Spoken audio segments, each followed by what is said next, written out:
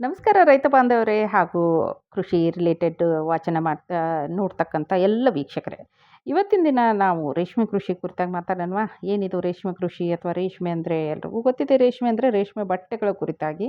ಅದು ಎಲ್ಲಿಂದ ಬರುತ್ತೆ ಅಂತ ಹೇಳಿದರೆ, ಒಂದು ಹುಳದಿಂದ, ಇನ್ಸೆಕ್ಟ್ ಹುಳದಿಂದ ಬರುತ್ತೆ. ಆ ಹುಳ ಇನ್ಸೆಕ್ಟ್ ಅಂತಕ್ಕಂಥದ್ದು ತಮಗೆಲ್ಲ ಗೊತ್ತೇ ಇರ್ತದೆ. ಯಾವ ರೀತಿ ಹುಳ ಇರ್ತದೆ, ಪತಂಗ, ಅದು ಒಂದು ಥರದ ಪತಂಗ. ಅದು ಯಾವ ರೀತಿ ಪ್ರೊಡ್ಯೂಸ್ ಮಾಡ್ತದೆ, ಏನು ಎತ್ತ ಅಂತ ನೋಡ್ತಾ ಬರೋಣ.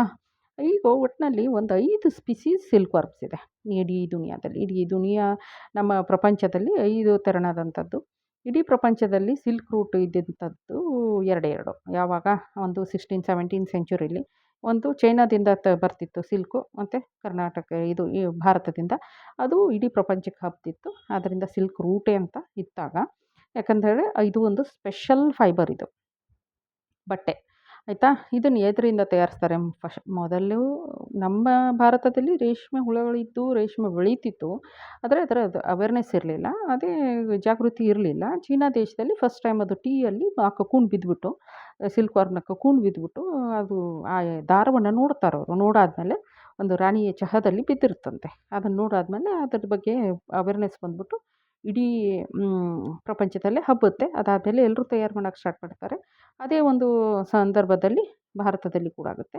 ಇವತ್ತಿನ ದಿನ ಇಡೀ ಪ್ರಪಂಚಕ್ಕೆ ಬೇಕಾದಂಥ ಸಿಲ್ಕನ್ನು ಚೈನಾ ಮತ್ತು ಭಾರತವೇ ಪ್ರೊಡ್ಯೂಸ್ ಮಾಡ್ತಾ ಇದೆ. ಭಾರತದಲ್ಲಿ 90% ತಯಾರಾಗ್ತದೆ. ಅದರಲ್ಲೂ ಒಂದು 70% ಕರ್ನಾಟಕದಲ್ಲೇ ತಯಾರಾಗ್ತದೆ. ಅದು ನಮ್ಮ ಹೆಮ್ಮೆಯ ವಿಷಯ ಅಂತಲೇ ಹೇಳ್ಬೋದು. ರಾಮನಗರ ಜಿಲ್ಲೆ ಏನಿದೆ, ಅದರ ಸುತ್ತಮುತ್ತ ತುಂಬ ಜನ ಬೆಳೀತಾ ಇದ್ದಾರೆ. ಎಲ್ಲ ಜಿಲ್ಲೆಯಲ್ಲೂ ಕೂಡ ಬೆಳಿಬೋದಾಗಿದೆ.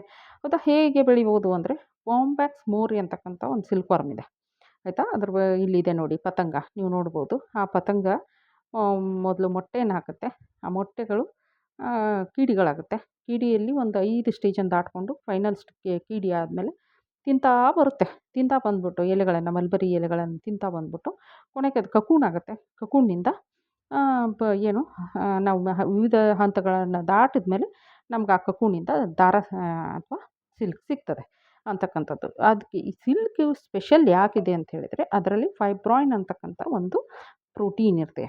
ಆ ಪ್ರೋಟೀನು ಇಡೀ ಟೆಕ್ಸ್ಟೈಲ್ ಇಂಡಸ್ಟ್ರಿಯಲ್ಲೇ ರೇಷ್ಮೆಯನ್ನು ಟಾಪ್ ಮೋಸ್ಟು, ಅಂದರೆ ಎಲ್ಲ ಏನು ಬಟ್ಟೆಗಳಿದ್ದಾವೆ, ಕಾಟನ್ನು, ಖಾದಿ, ಪಾಲಿಸ್ಟ್ರು, ನೈಲಾನು, ಟೆರಿಕಾಟು, ಎಲ್ಲ ಬಟ್ಟೆಗಳಲ್ಲಿ ಪ್ರಥಮವಾಗಿ ಕ್ವಾಲಿಟಿ ವೈಸು ಇದ್ರ ವೈಸು ನೋಡಬೇಕು ಅಂತ ಹೇಳಿದರೆ ಫಸ್ಟ್ ಬರೋದೇ ರೇಷ್ಮೆ. ಅದಾದಮೇಲೆ ಕಾಟನ್ನು ಮತ್ತು ಜೂಟು, ಖಾದಿ ಅವೆಲ್ಲ ಬರ್ತವೆ.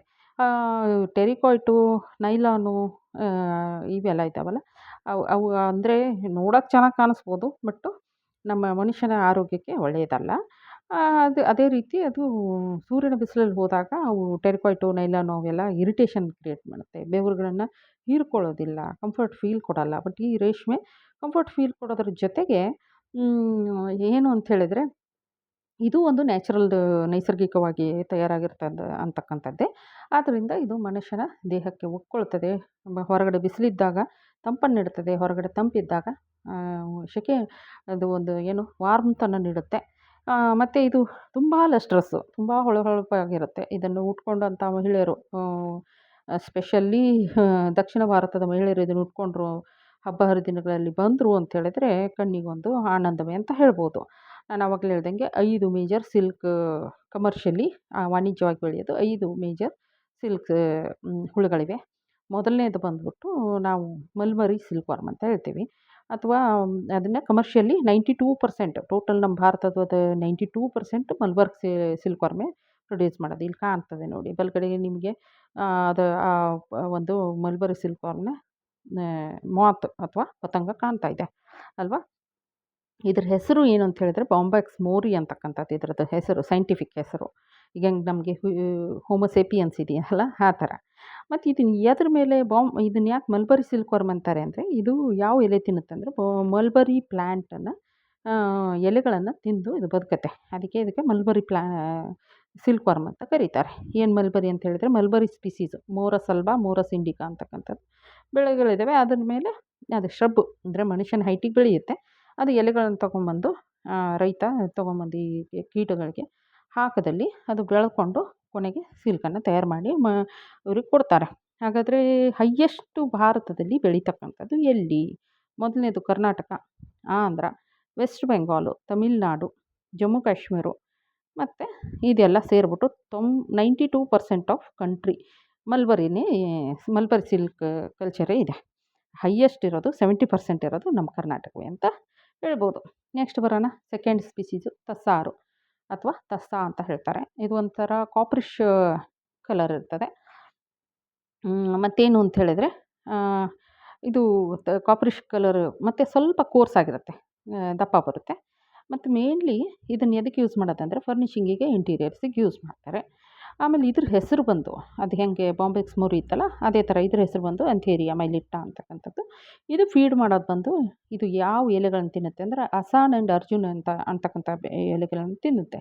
ಅಸಾನ್ ಅಂತಕ್ಕಂಥದ್ದು ಟರ್ಮಿನೇಲಿಯಾ ಟೊಮೆಟೋಸಾ, ಅರ್ಜುನ್ ಅಂತಕ್ಕಂಥದ್ದು ಟರ್ಮಿನೇಲಿಯಾ ಅರ್ಜುನ ಅಂತಕ್ಕಂಥ ಬೆಳೆಗಳ ಮೇಲೆ ತಿನ್ನುತ್ತೆ. ಅದು ಹೆಂಗೆ ಮಲ್ಬರಿ ತಿಂದು ಬದುಕ್ತಿತ್ತೋ ಈ ತಸ್ಸಾರು ಇದನ್ನು ತಿಂದು ಬದುಕುತ್ತೆ. ಹಾಗಾದರೆ ಎಲ್ಲಿ ಬೆಳೀತಾರೆ ಇದನ್ನೇ ಅಂತ ಹೇಳಿದರೆ ಈ ತಸ್ಸಾರು ಸಿಲ್ಕನ್ನು ಎಲ್ಲಿ ಬೆಳೆಯೋದು ಹೆಚ್ಚಾಗಿ ಕಿಡಿ ಈ ರೀತಿ ಕಾಣುತ್ತೆ ನೋಡಿ.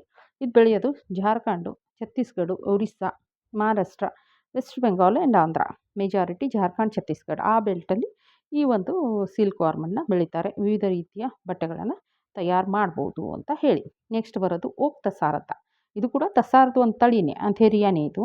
ಆದರೆ ಓಕ್ ತಸ್ಸಾರ್ದು ಏನಿದೆ ಸ್ವಲ್ಪ ಇದಕ್ಕೆ ತಂಪು ಬೇಕು.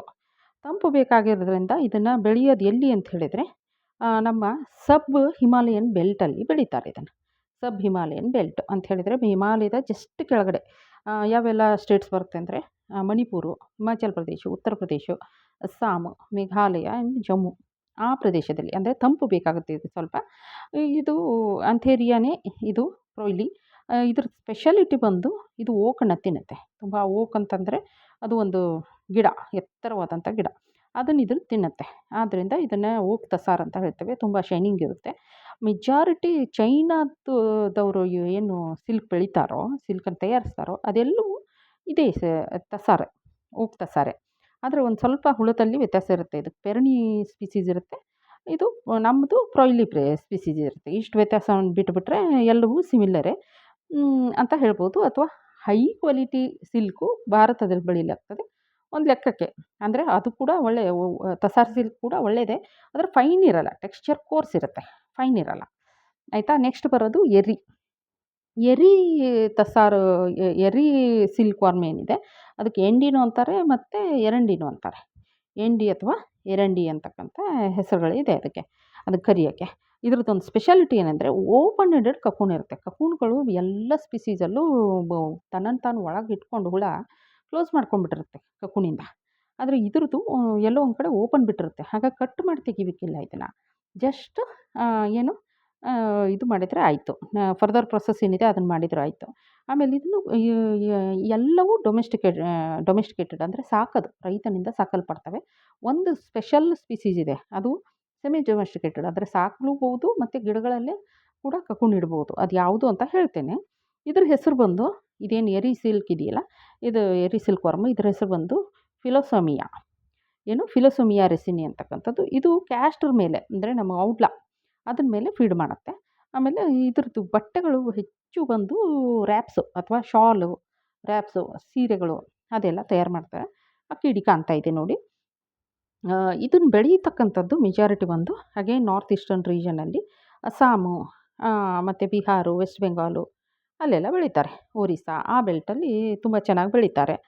ಆಮೇಲೆ ಮೂಗಾ ಸಿಲ್ಕು, ಇದು ನಮ್ಮ ದೇಶ ಕಂಡ 2 ಸಿಲ್ಕ್ ವಾರ್ಮ್ಗಳಲ್ಲಿ ಒಂದು ಮೂಗಾ ಮತ್ತು ಒಂದು ಮಲ್ಬರಿ.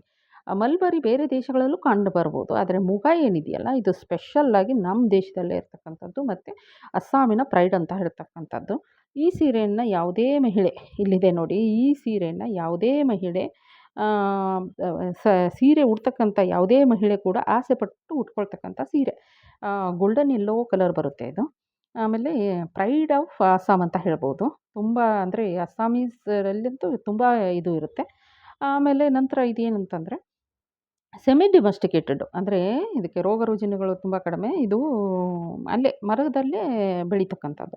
ಯಾವ ಮರದಲ್ಲಿ ಬೆಳೀತದೆ ಅಂದರೆ 2, ಸೌಲು ಮತ್ತು ಸೋಮು. ಮೆಚುಲಸ್ ಸ್ಪೀಸೀಸ್ ಸೋಮ್ ಅಂತೀವಿ, ಸೌಲು ಅಂದರೆ ಲಿಟ್ಸಿ ಸ್ಪೀಸೀಸು. ಇಲ್ಲಿ ಅದು ಗಿಡದಲ್ಲೇ ತಿನ್ಕೊಂಡು ಗಿಡದಲ್ಲೇ ಬೆಳೀತದೆ. ಕೆ ಸ ಕೆಲವಷ್ಟು ಜನ ಅದು ಮನೆಯಲ್ಲಿ ತಗೊಂಬಂದು ಟ್ರೆಡಿಷ್ನಲ್ಲಾಗಿ ಇದು ಮಾಡ್ತಾರೆ, ರೇರ್ ಮಾಡ್ತಾರೆ. ಇದು ಒಂದು ಅಸ್ಸಾಮಿನ ಹೆಮ್ಮೆ ಅಂತ ಹೇಳ್ಬೋದು. ಇದು ಮುಗಾ ಸಿಲ್ಕ್ ಅಂಥೇಳಿ. ಹೈ ವ್ಯಾಲ್ಯೂ ಪ್ರಾಡಕ್ಟ್ ಇದು. ಅಷ್ಟುದ್ರಲ್ಲಿ ಒಂದು ಸ್ವಲ್ಪ ಇದಕ್ಕಿದು ಜಾಸ್ತಿ. ಏನೇನು ಮಾಡ್ತಾರೆ, ಸಾರಿ, ಮೆಖಾಲಸು, ಆಮೇಲೆ ಚದರ್, ಶಾಲು ಅದೆಲ್ಲ ಮಾಡ್ತಾರೆ. ಇದಿಷ್ಟು 5 ಸ್ಪೀಸೀಸು ಕವರ್ ಆಯಿತು. ಆಯಿತಾ? ಈಗ 5 ಸ್ಪೀಸೀಸು ಲೈಫ್ ಹಿಸ್ಟ್ರಿ ಹೆಂಗಿರುತ್ತೆ ಅಂತ ಒಂದು ಸರಿ ನೋಡೋಣ. ನಾನು ಯಾವುದೇ ಕೀಡೆ ಬಗ್ಗೆ, ಈಗ ಮನುಷ್ಯನ ಲೈಫ್ ಸ್ಟೇಜಸ್ ಹೆಂಗಿರುತ್ತೆ, ಕೀಡಿದು ಹಾಗಿರುತ್ತೆ. ಮನುಷ್ಯನದ್ದು ಹೆಂಗೆ 4 ಕಾಲಿಂದ ಅಂಬಾಗಾಲಲ್ಲಿ ನಡಿತಾನೆ ಮಗು ಹುಟ್ಟಿದ ಸ್ವಲ್ಪ ದಿನಕ್ಕೆ. ಅದಾದಮೇಲೆ 2 ಕಾಲಲ್ಲಿ, ಅದಾದಮೇಲೆ ವೃದ್ಧಾಪ್ಯದಲ್ಲಿ ಕೋಲಿನ ಸಮೇತ 3 ಕಾಲಲ್ಲಿ ಅಡ್ಡಾಡ್ತಾನಲ್ವ, ಅದೇ ರೀತಿ ಇದು ಮೊದಲು ಮೊಟ್ಟೆ, ಆಮೇಲೆ ಕ್ರೌಲಿಂಗ್ ಕೀಡೆ ಆಗುತ್ತೆ. ಅದಕ್ಕೇನಂತ ಹೇಳ್ತೀವಿ ಅಂದರೆ ಲಾರ್ವಾ. ಅದಾದಮೇಲೆ ಕಕೂನ್ ಅಂತ ಆಗುತ್ತೆ. ಅಂದರೆ ತನ್ನನ್ನು ತಾನು ಪ್ಯೂಪೇಷನ್ ಅಥವಾ ಕಕೂನ್ ಅಂತ ಹೇಳ್ತೀವಿ, ತನ್ನನ್ನು ತಾನು ಹಾರ್ಡಾಗಿ ಮಾಡ್ಕೊಳ್ಳುತ್ತೆ. ಅದಾದಮೇಲೆ ಪತಂಗ ಬರುತ್ತೆ. ಪತಂಗ ಮತ್ತು ಮೇಟ್ ಗೀಟ್ ಮಾಡಿಕೊಂಡು ಮೊಟ್ಟೆಗಳನ್ನ ಇಡ್ತಾ ಬರ್ತದೆ. ಇದಿಷ್ಟು. ಒಂದು ಫೀಮೇಲು ಎಲ್ಲಿವರೆಗೂ ಮೊಟ್ಟೆಗಳನ್ನ ಇಡುತ್ತೆ ಅಂತ ಹೇಳಿದ್ರೆ, ಒಂದು 350ರಿಂದ 400 ಮೊಟ್ಟೆಗಳನ್ನ ಇಡುತ್ತೆ. ಒಂದು ಹೆಲ್ದಿ, ಯಾವುದೇ ರೋಗ ರುಜಿನ ಇಲ್ಲದೆ ಒಳ್ಳೆಯ ಒಂದು ಫೀಮೇಲ್ ಫೀಮೇಲ್ ಪತಂಗ, ಹೆಣ್ಣು ಪತಂಗ. ಆಯಿತಾ? ಇದು ಲೈಫ್ ಸೈಕಲ್, ಇದು ಪ್ರತಿ 1 ವರ್ಷಕ್ಕೆ 1 ಲೈಫ್ ಸೈಕಲ್ ಆಗುತ್ತೆ ಅಂತ ಇಟ್ಕೊಳ್ಳೋಣ. ಆಯಿತಾ? ಆಮೇಲೆ ಇದ್ರದ್ದು ಏನು ಅಂತ ಹೇಳಿದ್ರೆ 4 ಸ್ಟೇಜಸ್ ಹೇಳಿದ್ನಲ್ಲ, ಎಗ್ಗು, ಲಾರ್ವಾ, ಪ್ಯೂಪೆ, ಅಡಲ್ಟು. ಆಮೇಲೆ ಇದಿಷ್ಟು ಇದಾಯಿತು. ಈಗ ಮುಂದೆ ನೆಕ್ಸ್ಟ್ ನೋಡೋಣ. ಏನಂದರೆ ಕ್ಯಾಟ್ರಪಿಲ್ಲರು ಸ್ಟೇಜಸ್ಸು ಚೇಂಜ್ ಆಗ್ತಾ ಸ್ಕಿನ್ನನ್ನು ಕಳ್ಕೊಂಡ್ಬಿಟ್ಟು ಈ ರೀತಿ ಕಕೂನ್ ಆಗುತ್ತೆ. ಇದಕ್ಕೇನಂತ ಹೇಳ್ತೀವಿ ನಾವು, ಕಕೂನ್ ಅಂತ ಹೇಳ್ತೇವೆ. ಏನಾಗುತ್ತೆ ಇಲ್ಲಿ ಅಂತ ಹೇಳಿದರೆ, ಇಲ್ಲಿದೆ ನೋಡಿ, ಕಕೂನ್ ಆಗುತ್ತೆ. ಇಲ್ಲಿ ಏನಂದರೆ ಪ್ಯೂಪಾ ಕ್ರೈಸಾಲಿಸ್ ರೂಪದಲ್ಲಿ ಆಗುತ್ತೆ. ಡೀಟೇಲ್ಸ್ ಬೇಡ. ಅಂದರೆ ಒಂದು ಅಂಟಾಗಿ ಎಲ್ಲೋ ಒಂದು ಕಡೆ ಅಂಟ್ಕೊಂಡಿರುತ್ತೆ. ಅದನ್ನು ಹೇಳೋಣ, ಯಾವ ಡಿಟೇಲಾಗಿ ಬೇಕು ಅಂತ ಕಮೆಂಟ್ ಮಾಡಿದರೆ ಡಿಟೇಲಾಗಿ ಹೇಳೋಣ. ಬಟ್ ರೈತರಿಗೆಲ್ಲ ಅಷ್ಟು ಅವಶ್ಯಕತೆ ಇಲ್ಲ ಅಂತ. ಅಂದರೆ ಅದು ಅಂಟ್ಕೊಂಡು ಬಿದ್ದೋಗದ ರೀತಿಯಲ್ಲಿ ಎಲ್ಲಿ ಅದಕ್ಕೆ ಮನೆ ಮಾಡಿರಲಾಗಿರುತ್ತೋ, ಮೌಂಟೇಜನ್ಸ್ ಅಂತ ಹೇಳ್ತೀವಿ, ಅಲ್ಲಿ ಅದು ಅಟ್ಯಾಚ್ ಆಗಿರುತ್ತೆ, ಅಥವಾ ಗಿಡದಲ್ಲಾದರೂ ಅಟ್ಯಾಚ್ ಆಗಿರುತ್ತೆ. ಆದ್ದರಿಂದ ಇದು ಕ್ರೈಸಾಲಿಸ್ ಅಂತ ಹೇಳ್ತೀವಿ. ಮತ್ತು ಕ್ರೈಸಾಲಿಸ್ಸಿಂದ ಅದೇನಾಗುತ್ತೆ, ಎಮರ್ಜ್ ಆಗಿಬಿಟ್ಟು ಕಕೂನು ಹೊರಗಡೆ ಬಂದಾದಮೇಲೆ ಮಾತ್ ಆಗುತ್ತೆ. ಅಂದರೆ ಪತಂಗ ಆಗಿಬಿಟ್ಟು ಇದು ಮಾಡುತ್ತೆ, ಮೇಟ್ ಮಾಡ್ಕೊಂಡು ಮತ್ತೆ ಮೊಟ್ಟೆಗಳನ್ನ ಇಡ್ತಾ ಹೋಗುತ್ತೆ. ಇದಿಷ್ಟು ಇದು ಅದು. ಆಯಿತಾ? ಕಲರು ಎದ್ರ ಮೇಲೆ ಡಿಪೆಂಡ್ ಅಂದರೆ, ಅದು ಏನು ಆಹಾರ ತೊಗೊಳ್ತದೋ. ಉದಾಹರಣೆಗೆ ಈಗ ಮಲ್ಬರಿ ತಿಂದಂಥದ್ದು usually light coloured preferred light colour ಬರುತ್ತೆ. ಆಮೇಲೆ ಅದೇ ಕಾಪರ್ ಕಲರ್ದು ಒಂದಿಷ್ಟು ಬಟ್ಟೆಗಳನ್ನ ಕೊಡುತ್ತೆ.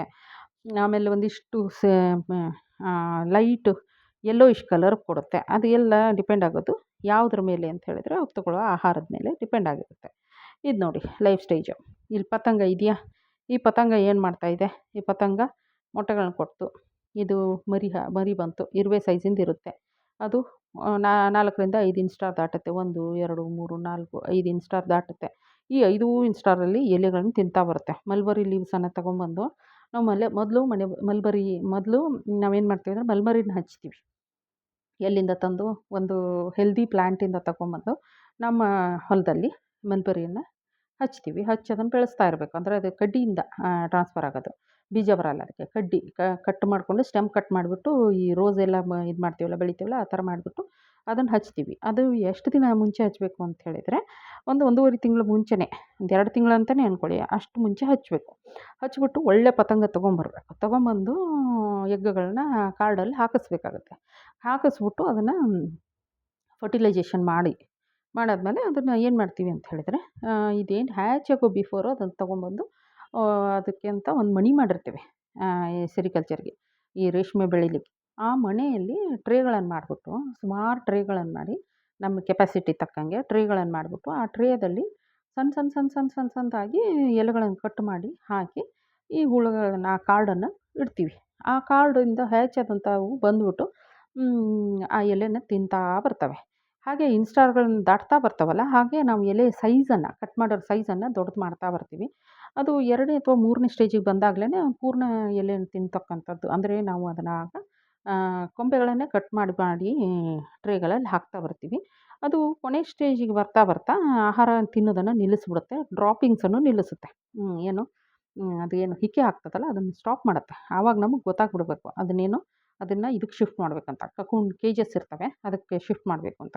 ಕಕೂನ್ ಇಡೋಕ್ಕೆ ಅಂಥೇಳಿ ಮನೆ ಇರುತ್ತೆ, ಅದಕ್ಕೆ ಶಿಫ್ಟ್ ಮಾಡಬೇಕು ಅಂತ ಗೊತ್ತಾಗುತ್ತೆ. ಆಗ ಏನು ಮಾಡ್ತೀವಿ, ಅದನ್ನು ಶಿಫ್ಟ್ ಮಾಡೋಕ್ಕೆ ವ್ಯವಸ್ಥೆ ಮಾಡ್ಕೋತೀವಿ. ಅದು ಕೊನೆಯ ಸ್ಟೇಜಲ್ಲಿ, ಇನ್ಸ್ಟಾರ್ನ ಕೊನೆಯ ಸ್ಟೇಜಲ್ಲಿ ಅದು ರೈಪನಿಂಗ್ ಮೆಚ್ಯೂರ್ ಆಗುತ್ತೆ. ಅಂದರೆ ತನ್ನ ಎಲ್ಲ ದೇಹವನ್ನು ಅಲ್ಲೇ ಬಿಟ್ಬಿಟ್ಟು ಒಂದು ಕಕೂನಿಗೆ ಸ್ಟಾರ್ಟ್ ಆಗಕ್ಕೆ ಮಾಡ್ತದೆ. ಇಂಥ ಟೈಮಲ್ಲಿ ಶಿಫ್ಟ್ ಮಾಡ್ತೀವಿ. ಇದು ನೋಡಿ, ಈಗ ಹುಳ ಒಳಗಡೆ ಉಳ್ಕೊಂಡು ತನ್ನ ಸಲೈವದಿಂದ, ತನ್ನ ರಸದಿಂದ ತನ್ನ ಸುತ್ತ ಒಂದು ಕಕೂನನ್ನು ಮಾಡುತ್ತೆ. ರೇಷ್ಮೆಯನ್ನು ಹೊಲ್ಕೊಳ್ಳುತ್ತೆ ತನ್ನ ಸುತ್ತ. ಅದು ಬಂದಾಗ ಸೆಮಿ ಲಿಕ್ವಿಡ್ ಇರುತ್ತೆ. ಗಾಳಿಗೆ ಎಕ್ಸ್ಪೋಸ್ ಆದಮೇಲೆ ಅದೇನಾಗುತ್ತೆ ಅಂತ ಹೇಳಿದ್ರೆ ಸಾಲಿಡ್ ಆಗ್ತಾ ಬರುತ್ತೆ. ಈ ರೀತಿ ಒಳಗಡೆ ಹುಳ ಇದೆ, ಹೊರಗಡೆ ಇರೋದೆಲ್ಲ ರೇಷ್ಮೆದು. ಆಯಿತಾ? ಅದನ್ನು ನಾವು ಆವಾಗ ಏನು ಮಾಡ್ತೀವಿ, ವಿವಿಧ ಪ್ರಾಸೆಸ್ಗಳಿಂದ ಅದು ಮಾರ್ಕೆಟಿಗೆ ಕಳಿಸ್ಬಿಡ್ತೀವಿ. ನಮಗೆ ಸ್ವಲ್ಪ ಪ್ರಮಾಣದ ಇದು ಬೇಕಲ್ವ, ನಮಗೆ ಮುಂದಿನ ಜನ್ರೇಷನಿಗೆ ಸ್ವಲ್ಪ ಪ್ರಮಾಣದ ಇಟ್ಕೊಳ್ತೀವಿ. ಇಟ್ಕೊಂಡಾದ್ಮೇಲೆ ಅದನ್ನೇನು ಮಾಡ್ತೀವಿ, ಆವಾಗ ನ್ಯಾಚುರಲ್ ಆಗಿ ಅದರಿಂದ ಹೊರಗೆ ಬರುತ್ತದು. ಹೊರಗೆ ಬಂದ್ಬಿಟ್ಟು ಪತಂಗ ಆಗುತ್ತೆ, ಮೇಟ್ ಮಾಡ್ಕೊಂಡು ಮತ್ತೆ ಎಗ್ ಹಾಕ್ತಾ ಬರುತ್ತೆ.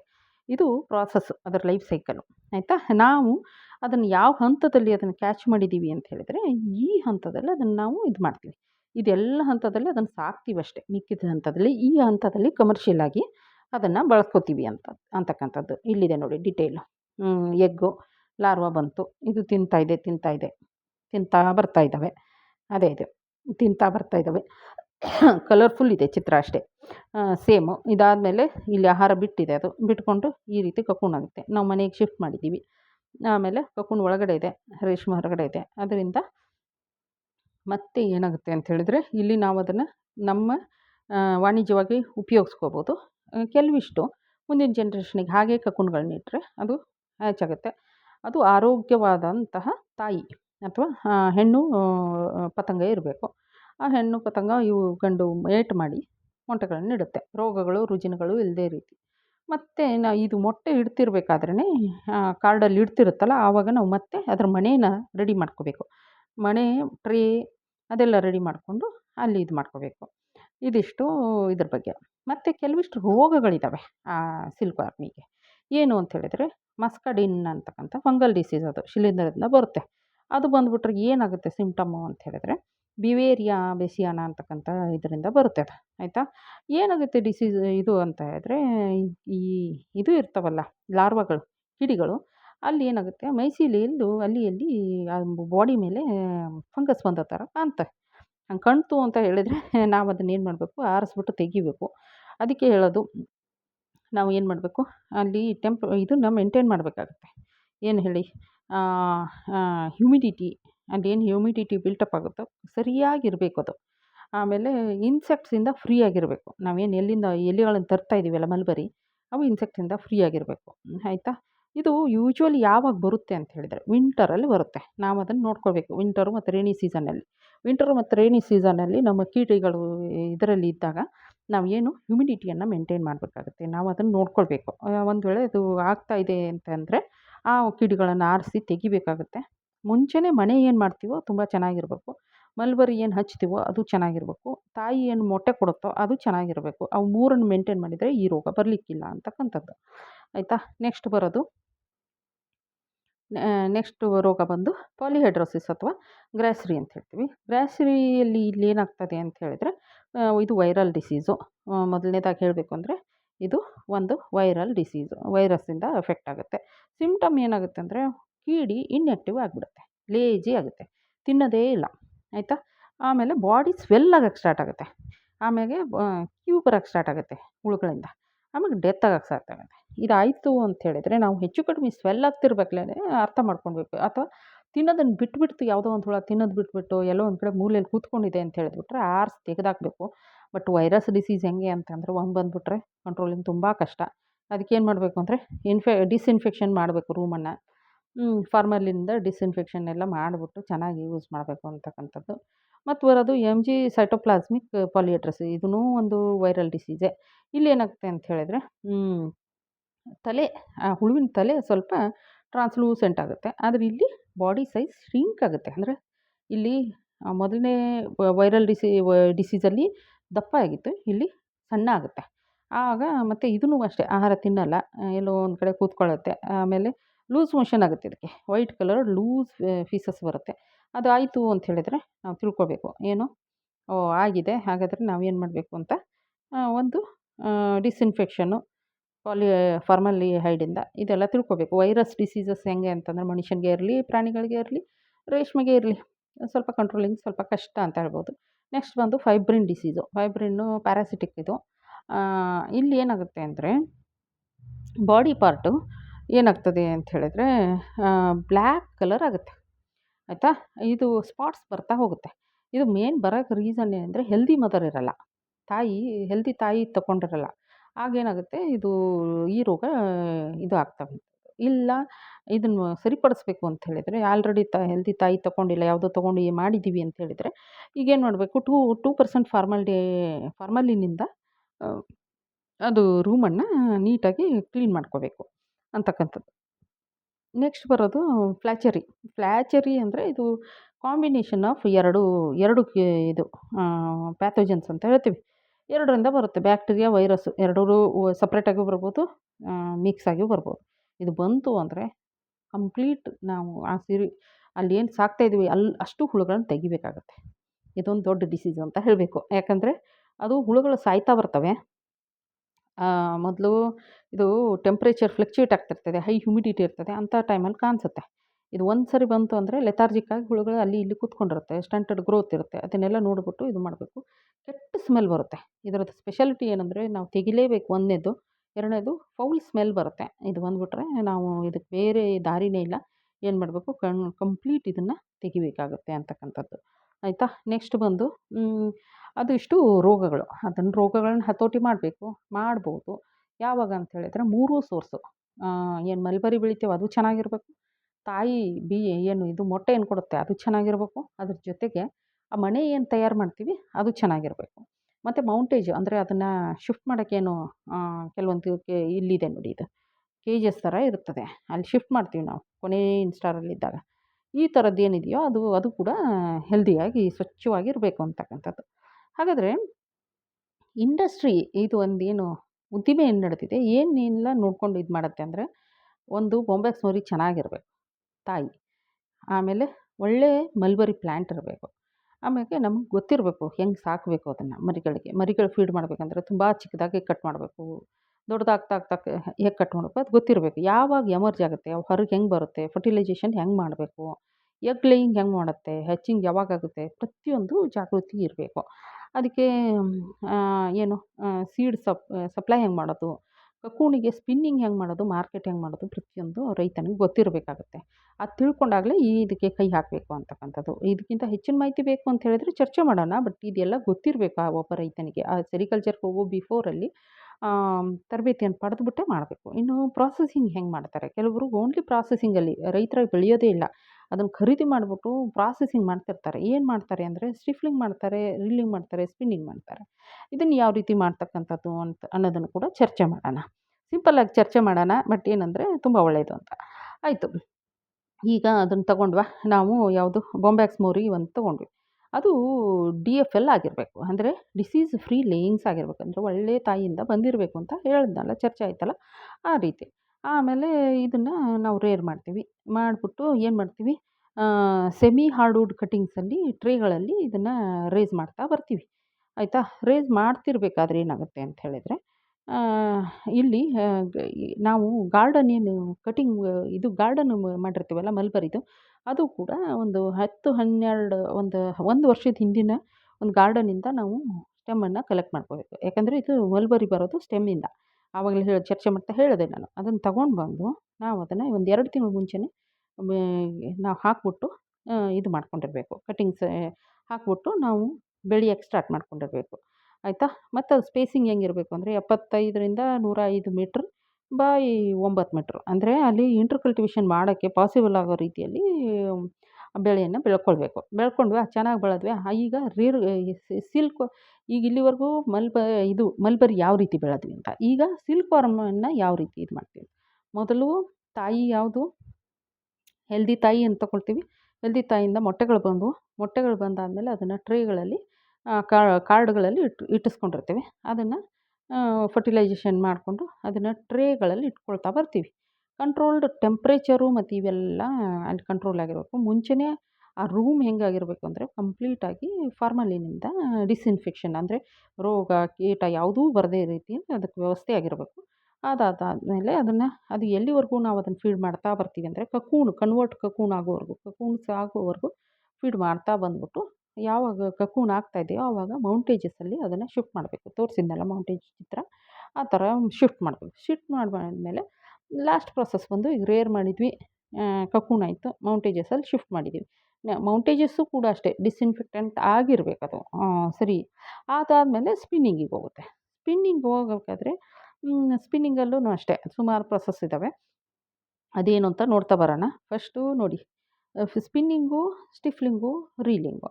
ಸ್ಪಿನ್ನಿಂಗ್ ಅಂತ ಹೇಳಿದ್ರೆ ಅದು ಫಸ್ಟ್ ಏನು ಮಾಡುತ್ತೆ, ಲಾರ್ವಾ ಟ್ರಾನ್ಸ್ಫರ್ಡ್ ಇಂಟು ಪ್ಯೂಪ. ಅದನ್ನು ನಾವು ಈ ಮೌಂಟೇಜಲ್ಲಿ ಶಿಫ್ಟ್ ಮಾಡಿದ್ವಾ, ಲಾರ್ವಾ ಆವಾಗ ಏನು ಮಾಡುತ್ತೆ, ಮೆಚ್ಯೂರ್ ಇರೋದು ಆಮೇಲೆ ಟ್ರಾನ್ಸ್ಲೂಸೆಂಟ್ ಇರೋದು ಎಲ್ಲೋ ಇರೋದು ಅದನ್ನೆಲ್ಲ ನೋಡ್ಕೊಂಡು ಶಿಫ್ಟ್ ಮಾಡ್ತೀವಿ. ಆಮೇಲೆ ಸ್ಟಿಫ್ಲಿಂಗ್ ಮಾಡ್ತೀವಿ, ಅಂದರೆ ಅದು ಕೊಲ್ಲೋದು. ಹುಳನ ಒಳಗೇನೆ ಕೊಂದುಬಿಟ್ಟು ರೇಷ್ಮೆನ ಹೊರಗಡೆ ಏನು ಕಕೂನ್ ಇದೆಯೋ ಅದನ್ನ ಮಾತ್ರ ಬಳಸ್ಕೊತೀವಿ. ಅಂದರೆ ಬಿಸಿ ನೀರಿನಲ್ಲಿ ಅದು ತೆಗಿಬೇಕು. ಹಾಟ್ ವಾಟರ್ ಇಷ್ಟೇ ಟೈಮ್ ಇರಬೇಕು, ಹೀಗೇ ಇರಬೇಕು. ಬಿಸಿ ನೀರು ಕೂಡ ಡಿಸ್ಇನ್ಫೆಕ್ಟೆಡ್ ಆಗಿರಬೇಕು, ಇಷ್ಟು ಟೆಂಪ್ರೇಚರ್ ಸ್ಟೀಮ್ ಮಾಡಿರಬೇಕು. ಎಲ್ಲವೂ ಇದೇ ಪ್ರಾಸೆಸ್ಸು. ಬೇಕು ಅಂತ ಹೇಳಿದರೆ ತುಂಬ ಚೆನ್ನಾಗಿ ಮಾತಾಡೋಣ, ಅದ್ರ ಬಗ್ಗೆ ಚರ್ಚೆ ಮಾಡೋಣ. ಆಮೇಲೆ ಅದನ್ನೇನು ಮಾಡಬೇಕು, ಅದು ನೀರಲ್ಲಿ ತೆಗಿದ್ವಿ, ಆಯಿತಾ. ತೆಗೆದಾದ್ಮೇಲೆ ಏನಾಗುತ್ತೆ, ಹಾಟ್ ವಾಟರಲ್ಲಿ ತೆಗಿತೀವಿ, ಅದು ಸ್ಟಿಫ್ ಆಗಿಬಿಡುತ್ತೆ. ಸ್ಟಿಫ್ಲಿಂಗ್ ಅಂತ ಹೇಳಿದ್ವಿ. ಆಮೇಲೆ ರೀಲಿಂಗು ಅಂದ್ರೇನು, ಅದು ಹೇಗೆ ಸುತ್ಕೊಂಡು ಬಂದಿತ್ತೋ ಅದನ್ನು ನಾವು ಇದು ಮಾಡ್ತೀವಿ. ಅಂದರೆ ಏನಂದರೆ ಉಲ್ಟಾ ಸುತ್ತುತ್ತಾ ಬರ್ತೀವಿ. ಉಲ್ಟಾ ಸುತ್ತಬೇಕಾದ್ರೆ ನಾವು ಅದಕ್ಕೆ ರೀಲಿಂಗ್ ಅಂತ ಹೇಳ್ತೀವಿ. ಉಲ್ಟಾ ಸುತ್ಕೊಂಡು ಬರೋದಕ್ಕೆ ಅದನ್ನು ಒಂದು ಕಡೆ ಸುತ್ತಾ ಬರ್ತೀವಿ. ಅದು ಹೆಂಗೆ ಅಂದರೆ ಒಂದು 8ರಿಂದ 10 ಕಕೂನದು ಒಂದೇ ಕಡೆ ಸುತ್ತಾ ಬರ್ತೀವಿ ನಾವು. ಅದನ್ನೇನು ಮಾಡ್ತೀವಿ, ಅಷ್ಟು ಸೇರಿಸ್ತೀವಿ. ಒಂದು 8ರಿಂದ 10 ಕಕೂನ್ಗಳನ್ನು ಸೇರಿಸ್ಬಿಟ್ಟು ಅದ್ರ ದಾರವನ್ನು ಒಂದು ಕಡೆ ರೀಲಿಂಗ್ ಮಾಡ್ಕೊತಾ ಬರ್ತೀವಿ. ಬೇರೆ ಬೇರೆ ವಸ್ತುಗಳು ಹಚ್ತಾರೆ, ಚರಕ ಇರ್ಬೋದು, ಆಟೋಮೆಟಿಕ್ ಮಷಿನ್ ಇರ್ಬೋದು, ಅದರಿಂದ ರೀಲಿಂಗ್ ಮಾಡ್ತಾ ಬರ್ತೀವಿ. ಅದು ಒಂದು ಬಂಡಲ್ ಆಗುತ್ತಲ್ಲ, ಒಂದು ದೊಡ್ಡ ರೌಂಡ್ ಆಗುತ್ತಲ್ಲ, ಅದಕ್ಕೆ ರಾ ಸಿಲ್ಕ್ ಅಥವಾ ರೀಲ್ಡ್ ಸಿಲ್ಕ್ ಅಂತ ಹೇಳ್ತೀವಿ. ಆ ರೀಲ್ಡ್ ಸಿಲ್ಕನ್ನು, ರಾ ಸಿಲ್ಕನ್ನು ಈ 3 ಪ್ರಾಸೆಸ್ಸಿಂದ ರೆಡಿ ಮಾಡ್ಕೊಂಡ್ವಿ, ಆಯಿತಾ. ಈಗ ನೆಕ್ಸ್ಟ್ ಪ್ರಾಸೆಸ್ ಏನಂದರೆ ಸ್ಪಿನ್ನಿಂಗ್ ದ ಕಕೂನ್. ಏನು ಅಂದರೆ ಈಗ ಅದನ್ನ ಹೆಂಗೆ ಮಾಡುತ್ತೆ ಇದು ಸ್ಪಿನ್ನು, ಹೇಳಿದ್ನಲ್ಲ ಅದು ತನ್ನ ಸುತ್ಕೊಂಡು ಬರ್ತದೆ ಅಂತೇಳಿ. ಹೆಂಗೆ ಮಾಡುತ್ತೆ ಅಂದರೆ ಇದ್ರ ಸಲೈವರಿ ಗ್ಲ್ಯಾಂಡ್ ಇದೆಯಲ್ಲ, ಈಗ ನಮ್ಮದು ಬಾಯಿನ ಏನು ಜೊಲ್ಲು ಬರ್ತದೆ, ಅದಕ್ಕೆ ಆ ಜೊಲ್ಲೇ ಈ ರೇಷ್ಮೆ ಹುಳದ ಜೊಲ್ಲು. ಬಾಯಿಯ ಒಂದು ಬಾಯಲ್ಲಿ ಒಂದು ಗ್ರಂಥಿ ಇರುತ್ತೆ, ಸಲೈವರಿ ಗ್ಲ್ಯಾಂಡ್ ಅಂತ ಹೇಳ್ಬಿಟ್ಟು. ಆ ಗ್ರಂಥಿಯಿಂದ ಏನಾಗುತ್ತೆ, ಸಲೈವರಿ ಗ್ಲ್ಯಾಂಡು ಅಲ್ಲಿ ಏನು ಸೆರಿಕ್ಟೆರೀಸ್ ಅಂತಕ್ಕಂಥ ಒಂದು ಗ್ಲ್ಯಾಂಡ್ ಅದು. ಅಲ್ಲಿಂದ ರಸ ಬರ್ತಾ ಬರುತ್ತೆ. ಅದರಲ್ಲಿ ಆ ರಸದಿಂದ ಏನಾಗುತ್ತೆ ಅಂತ ಹೇಳಿದ್ರೆ ಕ್ಲಿಯರ್ ವಿಷಿಯಸ್ ಫ್ಲೂಯಿಡ್ ಬರ್ತಾ ಹೋಗುತ್ತೆ. ಅದು ಮೊದಲು ಸೆಮಿ ಸಾಲಿಡ್ ಇರುತ್ತೆ, ಆಮೇಲೆ ಅದು ಏನಾಗುತ್ತೆ, ಫೈಬರ್ ಆಗಿ ಕನ್ವರ್ಟ್ ಆಗಿಬಿಟ್ಟು ಅದ್ರ ಸುತ್ತಕೊಳ್ಳುತ್ತೆ. ಮತ್ತು ಸೆರಿಸಿನ್ ಅಂತಕ್ಕಂಥ ಒಂದು ಎಂಜೈಮ್ ಅದನ್ನು ಕೂಡ ರಿಲೀಸ್ ಮಾಡುತ್ತೆ. ಅದು ಏನಾಗುತ್ತೆ, ಅದು ಬೈಂಡ್ ಮಾಡ್ತಾ ಬರುತ್ತೆ. ಏನು ಬಂದಿರ್ತದೋ ಅದು ಹಾಗೆ ಬಿಟ್ಬಿಡಲ್ಲ, ಬೈಂಡ್ ಮಾಡ್ತಾ ಬರುತ್ತೆ. ಅದರಿಂದ ಅದು ಒಂದು ಸ್ವಲ್ಪ ಗಟ್ಟಿಯಾಗಿ ನೀರಲ್ಲಿ, ಬಿಸಿ ನೀರಲ್ಲಿ ಅದ್ದೋವರೆಗೂ ಅದು ಬಿಡಿನೇ ಆಗಲ್ಲ, ಅಷ್ಟು ಗಟ್ಟಿಯಾಗಿ ಬರ್ತದೆ. ಗಟ್ಟಿಯಾಗಿ ಬರೋಕ್ಕೆ ರೀಸನ್ನು ಸೆರಿಸಿನ್. ಆಮೇಲೆ ಇದಾದಮೇಲೆ ಏನು ಅಂತ ಹೇಳಿದ್ರೆ ಅದು ಒಂದು ಸರಿ ಸುತ್ತಬೇಕು 8 ಶೇಪಲ್ಲಿ, ಇಂಗ್ಲೀಷ್ನ 8 ಶೇಪಲ್ಲಿ ಆ ಹುಳ ಒಳಗಡೆನೇ ಸುತ್ತಾ ಮೂಮೆಂಟ್ ಮಾಡ್ತಾ ತನ್ನ ಸಲೈವ ಬಿಡ್ತಾ ಎಷ್ಟು ಸರಿ ಸುತ್ತುತ್ತೆ ಹಾಗೆ ಅಂದರೆ ಒಂದು 3 ಲಕ್ಷದವರೆಗೂ ಸುತ್ತುತ್ತೆ. ಅಷ್ಟು ಸರಿ ಸುತ್ತಾದ್ಮೇಲೆ ಒಂದು ಕಕೂನ್ ರೆಡಿ ಆಗುತ್ತೆ. ಆಲ್ಮೋಸ್ಟ್ ಅದನ್ನು ಒಂದು ಕಕೂನನ್ನು ಬಿಡಿಸಿದ್ರೆ ಸುಮಾರು ಕಿಲೋಮೀಟ್ರ್ ಆಗುತ್ತೆ. ಆದ್ದರಿಂದ ಅದು ಒಂದು ಸೈಂಟಿಫಿಕ್ಕು ಇದು ಅಷ್ಟೇ, ಗೊತ್ತಿರಲಿ ರೈತರಿಗೆ ಅಂತ. ಇದೆಲ್ಲ ಸೀರೆಗಳನ್ನು ನಮ್ಮ ಭಾರತೀಯರು ಕಂಡಂಥ ಎಲ್ಲ ಸೀರೆಗಳು, ರೇಷ್ಮೆಯ ವಸ್ತುಗಳನ್ನು ಬಳಸ್ಬೋದಾಗಿದೆ ಅಲ್ವಾ. ಇದಿಷ್ಟು ಏನು ಅಂತ ಹೇಳಿದ್ರೆ ರೇಷ್ಮೆ ಕೃಷಿಯ ಕುರಿತಾಗಿ, ಆಯಿತಾ. ಇದು ಅದರ ಚಿತ್ರಣ. ಇದು ಈಗ ಇಷ್ಟು ಹೇಳಿ ಮುಗಿಸೋಣ. ಇವತ್ತಿನ ಟ್ಯಾಗ್ಲೈನ್ ಬಂದು ಏನು ಅಂತ ಹೇಳಿದರೆ, ಅರಿವೆಂದರೆ ಏನು, ಅರಿವೆಂದರೆ ಅದು ಹಣವು ಶಾಶ್ವತವಲ್ಲವೆಂದು ತಿಳಿಸುವುದು. ಅರಿವೆಂದರೆ ಅದು ಹೆಣ್ಣನ್ನು ಗೌರವಿಸಲು ಕಲಿಸುವುದು. ಅರಿವೆಂದರೆ ಅದು ಜ್ಞಾನದ ಹಸಿವನ್ನು ಹೆಚ್ಚಿಸೋದು. ಅರಿವೆಂದರೆ ಅದು ಸತ್ಯವು ನಿನ್ನೊಳಗೇ ಇದೆ ಅಂತ ತಿಳಿಸೋದು. ಇಷ್ಟು ಹೇಳ್ತಾ ಎಲ್ಲರೂ ಖುಷಿಯಾಗಿರಿ ಅಂತ ಹೇಳ್ತಾ, ಸರ್ವೇ ಜನ ಸುಖಿನೋ ಭವಂತು.